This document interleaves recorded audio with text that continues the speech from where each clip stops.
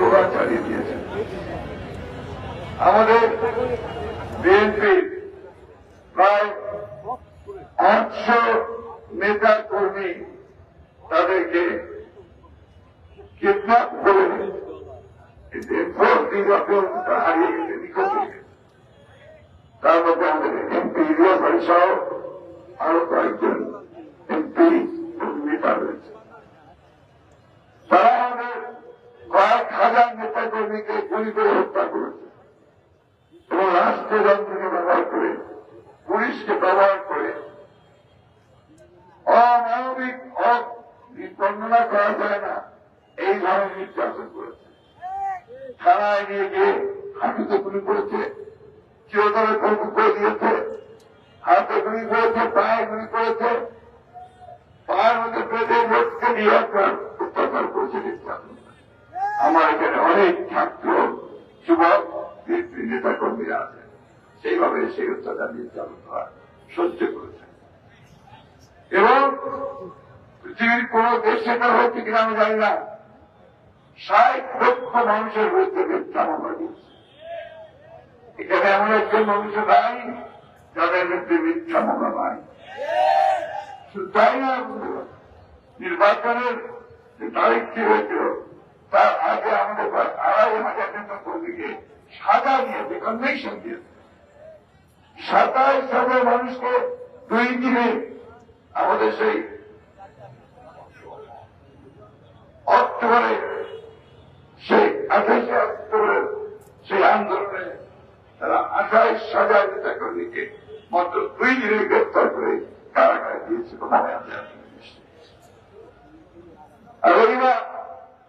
আপনারাও দেখেছেন যে গত তার আগের বছরে আমাদের রাজপথে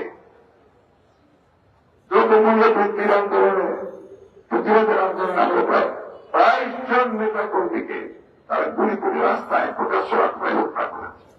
ভুলে গেছেন শান্তির কথা, ভুলে গেছেন ভোরের সামনের কথা, আমরা বলি নাই। নারায়ণগঞ্জের সবের কথা ভুলে গেছেন, এইখানে মকবুলকে হত্যা করেছে গুলি করে, এইখানে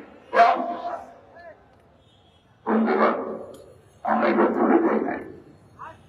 বিএনপি গত 15 বছর 16 বছরে যে মূল্য দিয়েছে গণতন্ত্রকে পুনরুদ্ধার করার জন্য, এটা পৃথিবীর ইতিহাসে বিরাট।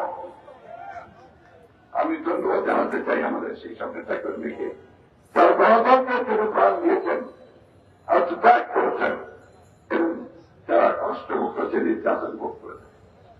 আমাদেরও বহু মায়ের বুক খালি হয়েছে, বহু স্বামী হারিয়ে গেছে, তার স্ত্রীর কাছ থেকে সন্তান পিতাকে হারিয়েছে। এর অবর্ণনীয় কষ্ট নির্যাতনের মধ্য দিয়ে আমরা সেই সংগ্রাম করেছি। আমি আন্তরিকভাবে ধন্যবাদ, কৃতজ্ঞতা এবং অভিনন্দন জানাতে চাই আমাদের ছাত্র সমাজকে, যারা এই শেষের দিকে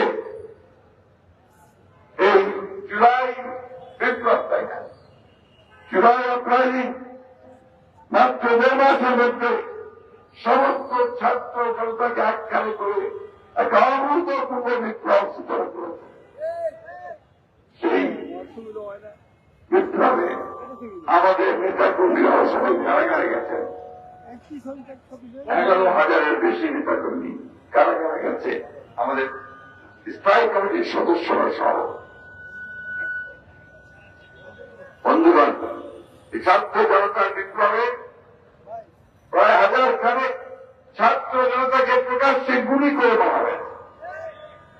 আমি গতকাল গিয়েছিলাম রংপুরে, সে পীরগঞ্জে, যেখানে ছাত্র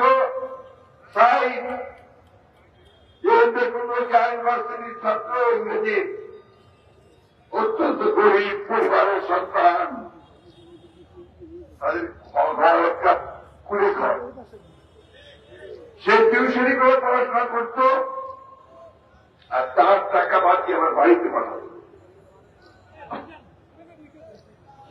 আরো 4 জন সহ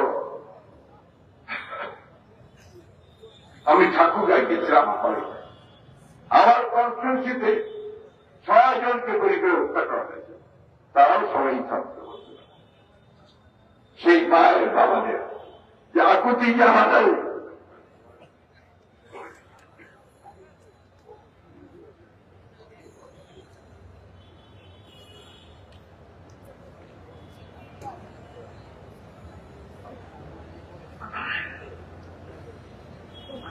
গলারা নাই।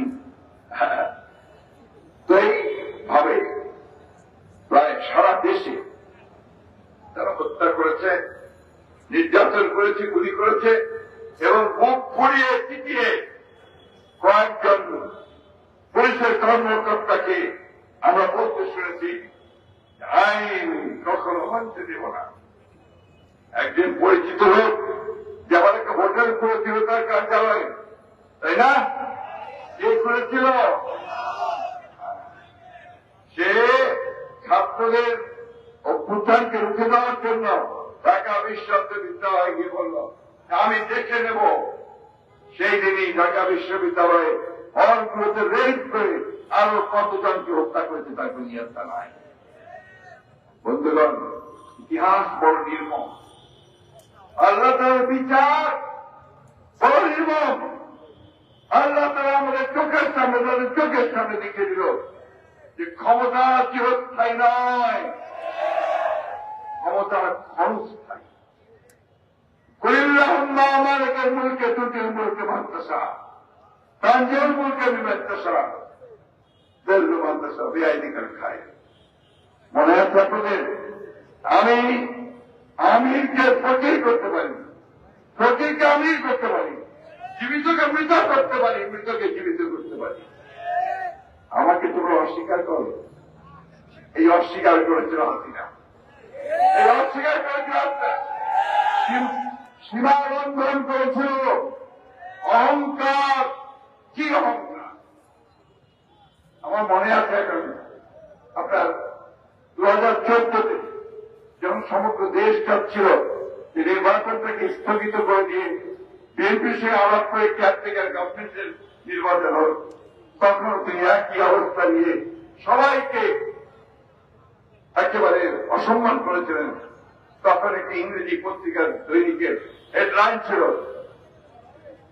অ্যারোগেন্স ভেঞ্জিয়েন্স, অর্থাৎ সেই অহংকার, অহংকার আর হচ্ছে প্রতিশোধ। শেষ মুহূর্ত পর্যন্ত তার মুখে সেই প্রতিশোধের জিঘাংসায় স্পষ্ট হচ্ছে। আল্লাহ কি হুকুম দেখেন, তাকে একেবারে পালিয়ে যেতে হলো আবার সেই জায়গায় যেখানে তার গোড়া পোতা আছে। বন্ধুগণ, আমি সেই জন্যই বলছি আওয়ামী লীগারদেরকে যে এখনো সময় আছে, আপনারা আর ঝামেলা করেন না, কারণ ঝামেলা করলে আপনারা টিকতে পারবেন না। আজকে তো চেষ্টা করেছিলেন যে আপনারা যাবেন 32 নম্বরে গিয়ে ফুল দেবেন, কারো কোনো আপত্তি ছিল না, কিন্তু ছাত্ররা তো হতে দেয়নি। আপনারা তো হতে দেয়নি কেন? ওই মানুষটাকে আর কেউ দেখতে চায় না, ওই হাসিনার চেহারা তারা দেখতে চায়। বন্ধুগণ, এই এক হাসিনা সারা বাংলাদেশের যত আওয়ামী লীগ ছিল তারা কিন্তু খুদে হাসিনাতে তৈরি হয়েছিল। সারা বাংলাদেশ অত্যাচার, নির্যাতন, নিপীড়ন চালিয়ে গেছে। আমি বক্তব্য বাড়াচ্ছি না। আমরা আজকে যে সমাবেশ করে বসেন, এই সমাবেশে হেডলাইন দেখেন যে লেখা আছে, কি লেখা আছে? এই যে গণহত্যা, হাসিনা যে খুনি, তাদের আমরা বিচার চাই। বিচার আল্লাহ তাআলা করছে, আরো করবে। এখন আমরা বিচার কার কাছে চাই? আমরা চাই এই সরকার, যারা অর্থাৎ ইন্টারিম সরকার, অন্তর্বর্তীকালীন সরকার, যাদের উপর জনগণ আস্থা দিয়েছে, একটু স্বস্তি ফিরিয়ে নিয়ে এসে তারা নির্বাচন দেবে, একটা সুস্থ অবাধ নির্বাচন দেবে। সেই নির্বাচনের মধ্য দিয়ে জনগণ তাদের ভোট দিয়ে তারা একটা সরকার গঠন করবে। বন্ধুগণ, আমরাও সেটাই চাই। আমরা চাই যে নির্বাচনের মধ্য দিয়ে সরকার পরিবর্তন হবে। আমরা যৌক্তিক সময়ও দিতে চাই। একটা কথা আমি পরিষ্কার করে বলতে চাই, গণতন্ত্র এবং সেটার কোনো বিকল্প নাই, ওটার কোন কোনো বিকল্প নাই এবং সেই গণতন্ত্রের জন্য আমরা লড়াই করছি বন্ধুরা। আমরা লড়াই করেছি দেশের বেগম খালেদা জিয়ার নেতৃত্বে, তারেক রহমানের নেতৃত্বে। নতুন নতুন কৌশল আবিষ্কার করে এই ভাই আমার দাঁড়াও শেষ করে নিত। এখন নতুন একটা ভয় পেয়েছে সেই ষড়যন্ত্রকারীরা কি যে মাইনরিটির উপর অত্যাচার হচ্ছে। আমাদের ম্যাডাম খুব সুন্দর করে বলেছেন যে বাংলাদেশে কোন মাইনরিটিরা নাই, বাংলাদেশের সবাই বাংলাদেশী নাগরিক। হিন্দু, মুসলমান, বৌদ্ধ, খ্রিস্টান আমরা সবাই মিলে একসাথে 1971 সালে স্বাধীনতা যুদ্ধ করেছি, দেশ স্বাধীন করেছি। এবং সেই ক্ষেত্রে যারা আজকে হিন্দু সম্প্রদায় বলে আমরা তাদেরকে আলাদা করে দিতে চাই, আমরা তাদের সঙ্গে একমত নই। তারা সবাই নাগরিক, কিন্তু তাদেরকে খেপিয়ে তাদেরকে দিয়ে আবার ঢাল বানিয়ে আরেকটা কৌশল আবিষ্কার করে কিভাবে রাজনীতিশীলতা তৈরি করা যাবে সেই চেষ্টা আমাদের করছে। তাদের মূল কাণ্ড হচ্ছে